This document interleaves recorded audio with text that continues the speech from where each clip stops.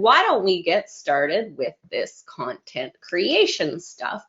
And Yusuf, you can go first. What's your number one? It doesn't have to be the most important, but we're going to number it number one. Okay, so there are two strategies I use to find topics for my for the content that I want to create, and these options are basically, one is free and the other one is paid for, but you should arrive to the same results. Just because Alice wants me to drop just one thing now, Yes. then let's just stick with the free option because that might be more relevant to most of you. So, because most of you might not want to subscribe to a software that gives you this kind of information. So the first and the best free option, in my opinion, is Google Trends. Google Trends, basically, it's like a keyword tool. It gives you an idea of hot topics, rising topics, and topics that have been at the top for a very long period of time. The reason why I like this one is because not only it's free, but it's also, you can customize the data that you want to extract from the platform by basically choosing location, by choosing topics, by choosing different things that will help you arrive to the most talked about topics. However, this software is excellent. It does come with limitations. And the limitation is that sometimes you get a great insight of what people search for, like all the queries, but you don't actually know what they buy or what they click on and what type of content they end up consuming. So it just gives you the direction to start your next step. And next step, I'm going to bring it later because obviously Alice doesn't want me to drop. So, but like if you're trying to come up with content, it doesn't always have to translate to a buyer. It could be someone like immediately, right? So it could be content ideas for getting traffic to your website, to your opt-in forms, your free stuff you're giving away, just building your audience and stuff. And for anyone who's not familiar with it, it's at trends.google.com, trends.google.com. And it is a great tool because it is important, like, getting attention online is getting a little bit more challenging, right? Getting traffic through social media, search engines, all of it. There's lots more noise and stuff. So if you can capitalize on trends, then like that's going to get you a piece of the pie as well. I also find like the new, you're looking at news sites and just, like Google has their news tab and stuff too. Like you can see what's popular and what people are talking about, that you can if you can incorporate popular news stories into like what you're talking about, then, that you can win that way. Definitely. It could be like reaction videos of popular topics that are related to a product that you have. It could be about yoga and you're a yoga instructor. You might take, a trending video and break it down and explain to people why you should do certain things or why you shouldn't do certain things. And all of that information, actually, a lot of it you can find it on Google Trends. It's very useful. It gives you the hottest topics, trendy topics. And you can play around and get a lead keyword, I would say, like something that will get you to continue on with your research process of coming up with more topics. And my number two, I will address it later, which addresses the limitation of Google Trends. But before that, let's find out what Alice uses. Thank you. Well, I like that yours kind of leads into me, and I know that you're very tools focused, and I know for people who've been on our classes or live streams, that Yusuf is more technical. I'm more like all over the place, But just kidding. It feeds into what I am going to suggest. Like you're talking about planning content, planning topics, and figuring out what's hot. And I that is going to be my number one, is to plan ahead.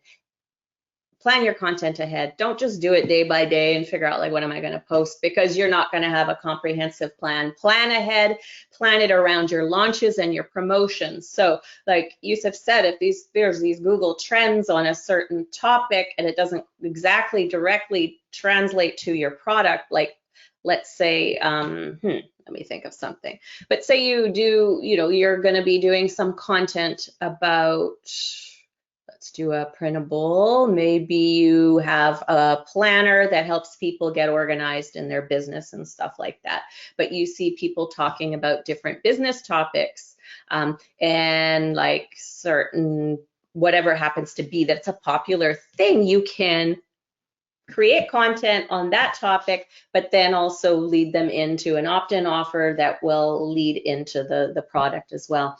I don't think I got a very good example on that. I apologize sometimes. I didn't have ChatGPT open to tell me a good example.